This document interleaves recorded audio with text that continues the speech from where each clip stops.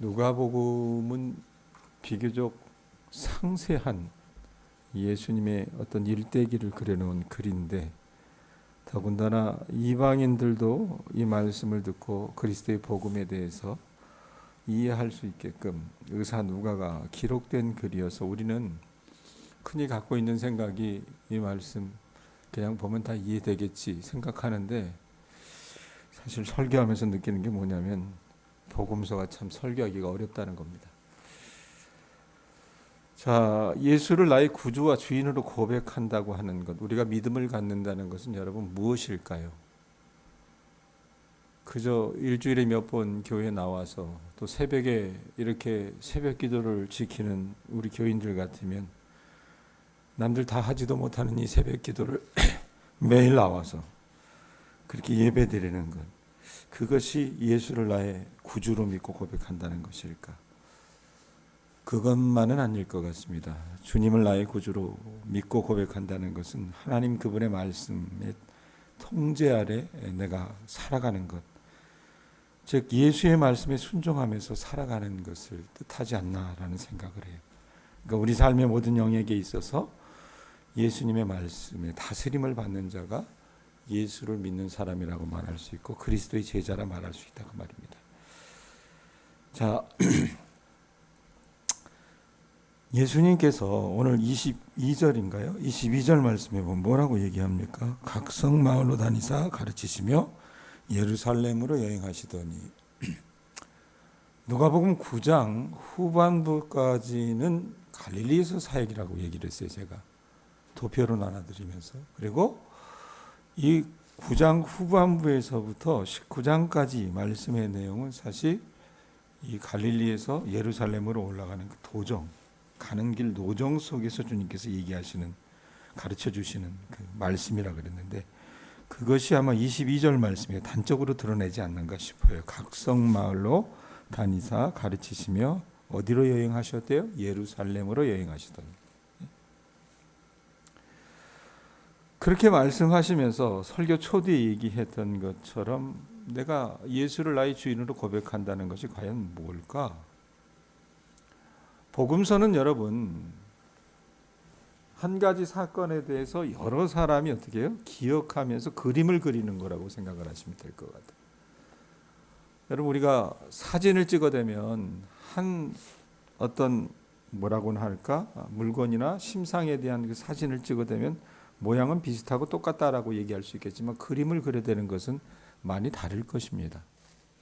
왜냐하면 내가 보는 어떤 이미지, 내가 보는 심상이 다르기 때문에 그러합니다. 자, 그래서 오늘 본문과 같은 병행 구절이 어디 있냐면 마태복음 7장 21절에 이런 말씀을 해요. 우리가 잘 아는 말씀일 것입니다. 나더러 주여 주여 하는 자마다 다 천국에 들어갈 것이 아니요 다만 하늘에 계신 내 아버지의 뜻대로 행하는 자라야 들어가리라, 이 말씀을 하세요. 네? 구원받은 백성은 단지 예수님을 주님이라고 말하는 사람이 아니라 예수님이 주님이시라는 것을 어떻게 해요? 내 삶 가운데 고백하는 사람이 구원받은 백성이라고 말입니다. 예수를 고백하는 입술의 말만이 아니라 말씀대로 살아가려고 하는 우리 삶이, 우리가 누군지를 드러낸다 그 말입니다. 자, 예수님의 말씀으로 비춰보면 여러분 오늘 이 시대에는 과연 예수님의 제자가 많을까? 구원받았다고 하는 사람들이 많을까? 사실 그렇게 많아 보이지 않습니다. 예배당을 들락날락거리는 사람들은 많지만 거듭난 사람들은 그렇게 많지 않은 것 같습니다. 목사도 교인들도 별반 다르지 않다고 말입니다. 자, 예루살렘으로 올라가시던 길에서 주님께서 각 마을을 다니시면서 말씀을 하세요. 23절 보세요. 사람들이 얘기를 해요. 이런 질문을 합니다. 어떤 사람이 여짜오되 주여 구원을 받는 자가 적으니까.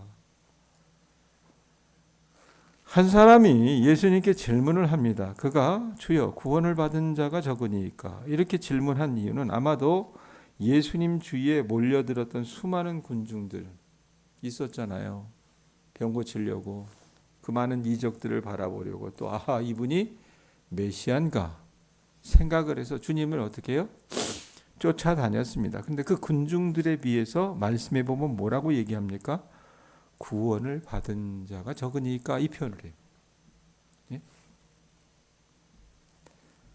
그 군중들에 비해서 실제로 주님의 주위에 남아 있었던 제자들은 많지 않았다 그 말입니다. 그래서 야, 이거 참 희한한 현상이네 싶어가지고 물어본 거예요, 백권사님. 예? 구원을 받는 자가 왜 적습니까? 라고 물어봤어요. 그 질문에 대한 대답으로 예수님께서 말씀하시는 거지 24절 유명한 말씀입니다. 24절 뭐라고 얘기합니까? 백권사님 24절 같이 읽어봐요. 읽습니다. 뭐라고 얘기합니까? 좁은 문으로 들어가기를 힘쓰라. 내가 너에게 이르노니 들어가기를 구하여도 못하는 자가 많으리라. 자, 종전에 제가 마태복음 7장의 말씀이 오늘 우리가 읽었던 누가복음 13장 22절 말씀과 같은 내용의 말씀이라고 얘기했습니다.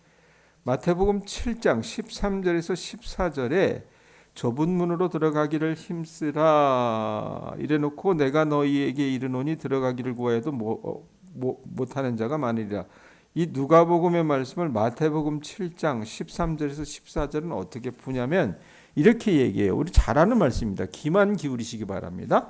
좁은 문으로 들어가라. 그래놓고 멸망으로 인도하는 문은 크고 그 길이 넓어 그리로 들어가는 자가 많고 생명으로 인도하는 문은 좁고 길이 협착하여 찾는 이가 적다 그랬어요. 이거 복음성가 가운데도 있잖아요. 예? 누가복음은 좁은 문에 대한 어떤 설명만 있는 반면 마태복음은 어떻게 해요? 이 좁은 문과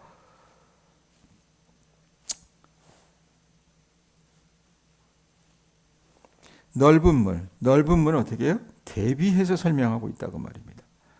자, 이 어떤 사람에 대한 질문으로 대답으로 하신 예수님의 말씀은 구원을 받는 자가 적다라는 거예요. 왜? 우리도 여러분 가다 보면 어떻습니까? 넓은 길 가려고 하지 좁은 길 가려고 하겠어요? 예?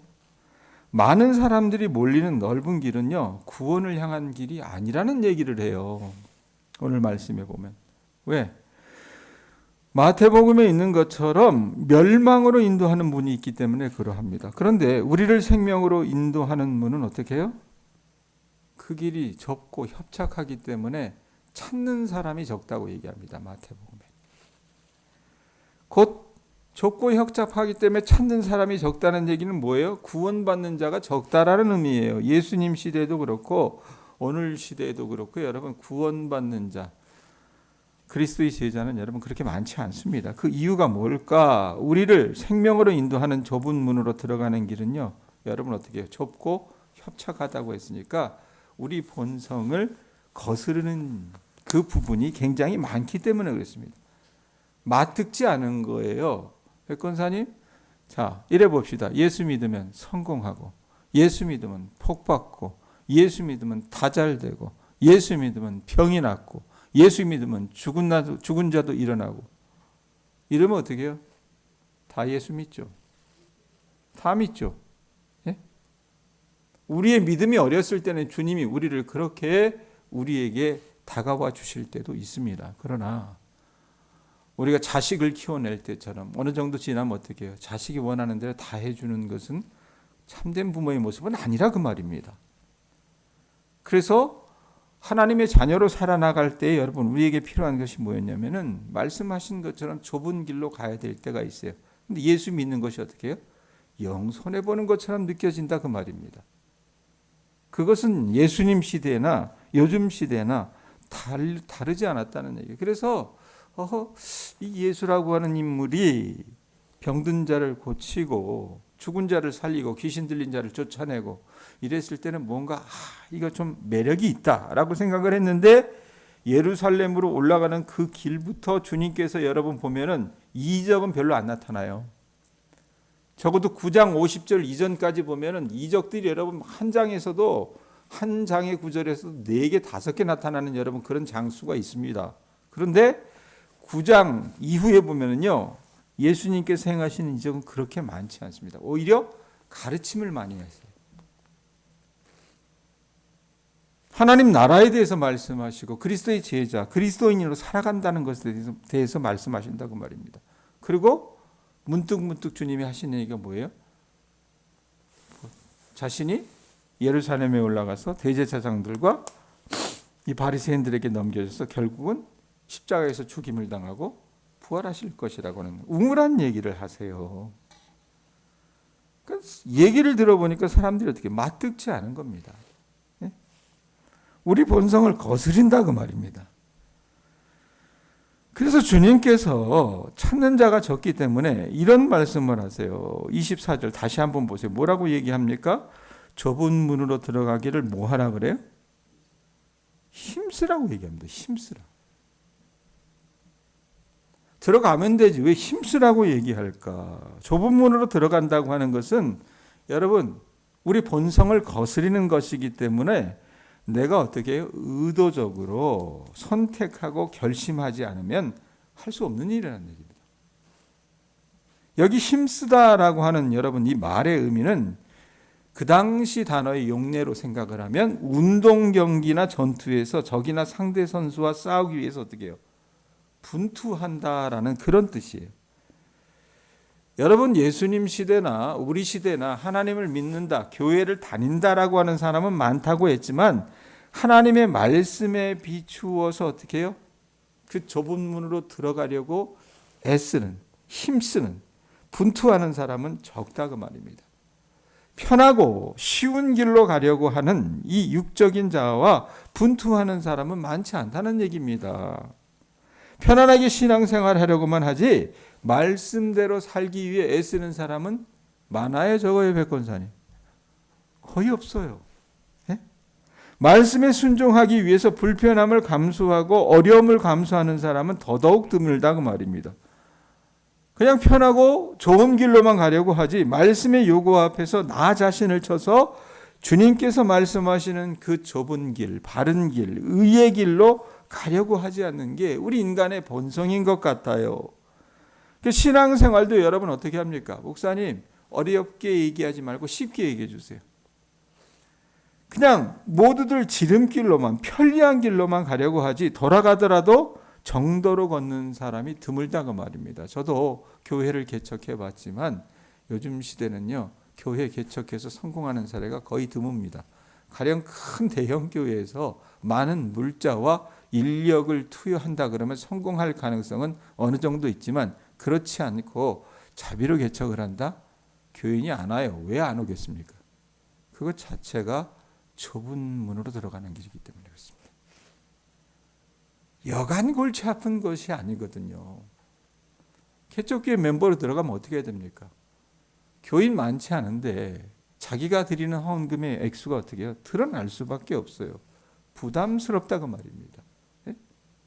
자기와 교제할 수 있는 여러분 그런 믿음의 교제권에 있는 사람이 많지 않아요. 그래도 그곳에서 어떻게 합니까? 본인이 신앙생활하려고 애를 써야 합니다. 이게 여러분 여간 불편한 게 아니라 그 말입니다. 편한 길로 가려고만 하지. 돌아가려고만 하지. 이게 여러분 요즘 시대나 예수님 시대 그 군중의 어떤 삶의 태도가 아니었나라는 생각이 들어요. 그렇기 때문에 구원받는 자가 적을 수밖에 없었던 것 같아요. 자, 32절 말씀을 좀 띄어서 32절 보세요. 32절로 넘어가면 예수님은 다시 한번 좁은 문, 곧 십자가로 향하는 자신의 이제 여정을 말씀을 하세요. 32절에 보면 뭐라고 얘기합니까? 이르시되 너희는 가서 저 여우에게 이르되 오늘과 내일 내가 귀신을 쫓아내며 병을 고치다가 뭐 하신대요? 제3일에 완전하여지리라 하라. 이게 무슨 말이냐면 예수님이 예루살렘으로 올라가시는 것을 보고 31절에 보면 누가 얘기합니까? 어떤 바리새인이 나와서 이르되 나가서 여기를 떠나소서. 왜 떠나라고 얘기를 해요? 예루살렘에 올라가면 누가 있어요? 헤롯이 있잖아요. 헤롯이 당신을 죽이고자 하나이다. 이 말씀을 해요. 예? 그 말씀을 듣고 주님께서 대답하시는 장면이라 그 말입니다. 자, 이르시되 너희는 가서 저 여우에게, 여우가 누구예요? 헤롯 안디바를 말합니다. 아주 간교했던 모양이에요. 예수님은요, 헤롯이 자기를 죽이려고 하는 그 살해 위협 앞에서도 주님은 어떻게 하셨습니까? 이르되, 이래놓고 32절 다시 봐요. 저 여우에게 이르되 오늘과 내일은 내가 뭐 하신대요? 귀신을 쫓아내며 병을 고치다가 제3일에는 완전하여지리라. 이게 뭐예요? 주님이 이 땅 가운데 오셔서 하시는 일들을 어떻게 하시겠다라고 얘기합니다. 올라가면 죽어요 이랬는데 어떻게 하셨어요? 죽을 거 알면서도 살해 위협 앞에서도 굴하지 않으시고 자기 사명을 다 하셨다고 말입니다. 하나님 나라의 확장을 위해서 주님께서 어떻게 의지적으로 결단하시고 예루살렘에서 벌어질 일, 그게 뭡니까? 제3일에는 완전하여지리라. 이걸 완전히 비유로 얘기하시는데 자신의 죽음을 넌지시 말씀을 하세요. 그러면서 예루살렘을 향해 주님께서 34절, 35절에 이런 탄식을 하십니다. 예루살렘아 예루살렘아 선지자들을 죽이고 내게 파송된 자들을 돌로 치는 자여 암탉이 제 새끼를 날개 아래에 모음같이 내가 너희 자녀를 모으려 한 일이 몇 번이냐. 그러나 너희가 원하지 아니하였도다. 보라 너희 집이 황폐하여 버림받으리라. 내가 너희에게 이르노니 너희가 주의 이름으로 오시는 일을 찬송하리로다 할 때까지는 나를 보지 못하리라 하시니라. 이 얘기를 하신다고 말입니다. 자, 다시 보세요. 여러분, 사람들은 편한 길로만 가려고 합니다. 요즘 시대 교인들은 어때요? 주일 예배 한 번 참석해서 설교 말씀 들으면서 어떻게 합니까? 도시 교인들은 더 하더라고요. 가끔가다 우리 교회도 보면 도시에서 신앙생활 했다가 잠깐 한 주 들렀다가 가는 사람들이 있잖아요. 그날 제가 어쩌다 설교를 잘하면요, 그분들은 뭐라고 얘기하는지 아세요? 목사님, 좋은 말씀 잘 들었습니다. 이렇게 생각을 해요. 그렇게 얘기합니다. 그러면서 자기들이 할 의무는 다 했다고 생각을 합니다. 요즘 시대 교인들은 빠지지 않고 교회 출석하는 것에 만족하면서 어떻게 해요? 아, 내가 구원받은 백성이다라고 그렇게 스스로 자위한다 그 말입니다. 정말 그럴까요? 여러분, 우리가 교회에 직분을 맡거나 교회에서 중요한 역할을 감당하는 자가 되면 그 사람이 정말 구원받은 자일까? 이거 여러분 생각해 보셔야 된다는 얘기입니다. 목사라고 여러분 다 구원받은 백성입니까? 그렇지 않을 수도 있다는 얘기입니다. 여러분, 우리가 가지고 있는 직함이, 타이틀이, 우리의 호칭이, 우리의 직분이나 역할이 내가 구원받았다라고 하는 것을 증명해 주지는 못합니다. 실제로 많은 수의 교회에서 장로들을 세울 때 그들을 여러분 어떤 자격을 가지고 세우느냐면 사자 들어가는 직함을 갖고 있거나 재정적으로 좀 여유가 있는 사람들을 장로로 세울 때가 많이 있습니다. 그 사람들이 여러분 구원받아서 그들을 어떻게 장로로 세우는 것이 아니라 그 말입니다. 오히려 좁은 문으로 들어가려고 애쓰거나 자기 부인 없이 무언가를 이루며 성취하며 살아간다고 자부하는 자들에게 그래서 주님은 25절의 말씀으로 경고하는 것 같습니다. 25절 다시 보세요. 25절 보면 뭐라고 얘기합니까? 좁은 문으로 들어가기를 힘쓰라고 얘기하시면서 25절을 뭐라고 얘기해요? 집주인이 일어나 문을 한번 닫은 후에 너희가 밖에 서서 문을 두드리며 주여 열어주소서 하면 그가 대답하여 이르되 뭐라고 말씀하신대요? 나는 너희가 어디에서 온 자인지 안대요 알지 못한대요. 알지 못하노라. 밖에 서서 문을 두드리면서 얘기해요. 아, 난 구원받은 백성이에요. 그러면서 주님 문 열어주세요 라고 할 때 예수님이 대답이 뭐라고 얘기하시는 거예요? 야, 나는 너희가 어디에서 온 사람인지 알지 못한다라고 반문을 하신 거라 그 말입니다. 근데 이거 한 번만 얘기하세요. 26절 보세요. 같은 말 두 번 반복하십니다. 그때 너희가 말하되, 자, 문을 안 열어주니까 예수님 앞에서 사정을 하는 거예요. 우리는 주 앞에서 뭐 했습니까? 먹고 마셨으며 아무나 식사 자리에 초대돼서 여러분 함께 식사하지 않잖아요. 또한 우리 길거리에서 주는 우리를 가르치셨나이다 하나. 자, 주님과 함께 먹고 마셨으며 주님이 가르치실 때 우리는 그 자리에 같이 있었습니다라고 얘기를 해요. 우리는 주님의 이름으로 선지자로 사역했고 귀신도 쫓아내며 많은 사역을 권능 있게 행했다고 마태복음 7장의 병행구문에서는 그렇게까지 얘기합니다. 아니, 예수님의 이름으로 선지자 행세도 하고 귀신도 쫓아내고 많은 사역을 권능 있게 행했다니까요. 자, 그것에 대해서 예수님께서 또 뭐라고 얘기하세요? 27절 보세요. 뭐라고 얘기합니까? 앞에 25절에 얘기했던 것처럼 뭐라고 얘기해요? 그가 너희에게 말하여 이르되, 이래놓고 또 뭐라고 얘기합니까? 25절에 보였던 말씀 그대로 얘기합니다. 나는 너희가 어디에서 왔는지 안대요, 알지 못한대요? 알지 못하노라. 행악하는 모든 자들아 나를 떠나가라 하리라. 25절, 27절 두 번이나 나는 너희가 어디에서 왔는지 알지 못하니라. 어디에서 온 자인지 알지 못하니라. 예? 행악하는 자들아 나를 떠나라라고 아예 주님께서 모른 채 하세요. 예? 무서운 경고의 말씀이라 그 말입니다. 여러분, 아무리 권능 있는 사역을 하는 사역자라도 효과적이고 성공적인 사역의 결과를 얻어내고 있는 어느 대형교회 목사라 하여도 교회 안에서 사람들에게 칭송을 받고 존경을 받는 어느 직분자라 하여도 좁은 문으로 들어가기를 힘쓰는 자가 아니라면, 분투하는 자가 아니라면, 날마다 자기를 쳐서 복종시키는 자기 부인이 자기 삶에서 드러나지 않는 자라면 그는요, 예수님께서 어떻게 하신대요? 오늘 말씀 잘 들으세요. 저도 잘 들어야 됩니다. 나는 너희가 어디에서 온 자인지 알지 못하노라. 나는 너희가 어디에서 온 자인지 알지 못하노라. 행악하는 모든 자들아 나를 떠나가라. 이 말씀하실 수 있다고 말입니다. 여러분, 예수를 믿는 자들은요, 말로만의 고백이 아니라 우리 삶으로, 우리 행동으로 말하는 사람들이어야 합니다. 세상은요, 우리의 말하는 것을 주목하지 않고 우리 행동하는 것, 우리의 삶을 바라보게 됩니다. 우리의 삶이 내가 누구인가를 어떻게 해요? 증명해낸다 그 말입니다. 하나님의 말씀에 순종하기 위해서 내 옛 자아를 쳐서 복종시키는 사람은 그의 삶으로 믿음을 가진 자라고 하는 것을 어떻게 증명해낼 수 있다 그 말이에요. 예수의 말씀에 자신을 쳐 복종시키는 사람이 오늘 말씀에 있는 것처럼 어떻게 해요? 좁은 문으로 들어가기를 힘쓰는 자라 그 말입니다. 자, 코로나19가 창궐하면서 한국 사회의 여러 치부가 세상에 드러났습니다.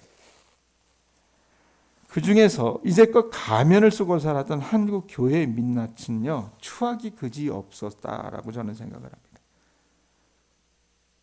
병원균이 치료되고 어느 정도 회복의 길로 들어섰는가 했는데 이제 다시 12.3 계엄이라는 있어서는 안 될 난동을 윤석열이 저지르고 나서 그를 호위하는 무사로서의 역할을 하는 장본인이 보수 개신교단이 되어버렸습니다. 자, 아마도 한국의 보수 개신교단이 윤석열 정권과 손잡으면서 누리던 열매들이 많았기 때문에 그와 손절하는 것이 어찌 보면 죽는 것처럼 그렇게 여겨졌기에 이렇게도 손가락질을 당하고 욕을 얻어 먹어가면서도 스스로를 살피고 자기 부인의 길로 들어서는 것이 아니라 스스로를 안위하며 합리화하는 데 목을 매는 것 같다 그 말입니다. 안타까운 것은 요즘 시대에도 주변의 목사님들과 같이 이야기를 하면요, 아직도 목회에서 성공하려고 하는 그 환상에 젖어 있는 분들이 많이 있습니다. 저도 한때 그랬고요. 자, 그런데 하나님께서 그런 목회자들을, 우리 주님께서 그런 목회자들을 과연 안다 말하실 수 있을까? 제 자신에게도 물어보고 우리 교우들에게도 한번 이 질문을 던져보고 싶습니다. 여러분, 오늘의 한국교회의 모습은 본문 말씀이 도전하는 좁은 문으로 들어가기를 힘쓰는 제자의 삶의 태도는 분명 아닌 것 같습니다. 지금은 우리를 위하여 십자가에 달려 구원의 은총을 베풀어 주신 예수님의 사랑에 감격해서 예수의 말씀을 어떻게 붙잡고 그분의 말씀의 요구 앞에서 내 자신을 쳐서 복종하는 그리스도의 제자들이 필요한 시대인 것 같습니다. 그러니까 어찌 보면 아이고, 교회가 이렇게 푸대접을 받아도 되나? 야, 이러다 한국교회 망하겠구나. 그게 복일 수 있다라는 생각을 저는 개인적으로 합니다. 코로나가 한국교회 믿음을 갖고 있는 사람들의 알곡과 가라지를 걸러냈었다면 제가 봤을 때는 이 12.3 계엄 이후에 벌어지는 모든 사건들 속에서 하나님께서 다시 한번 어떻게 키질을 하시는 것 같아요. 백권사님 키질 해보셔서 아시죠? 예? 키질 하다 보면 어떻게 해요? 걸러내잖아요. 주님께서 이 여러 가지 사건들을 통해서 우리를 키질하실 수도 있다는 것을 여러분들이 인지하시고 오늘 하루도 좁은 문으로 들어가기를 힘쓰는 저와 여러분들 되실 수 있기를 소원합니다. 기도하겠습니다.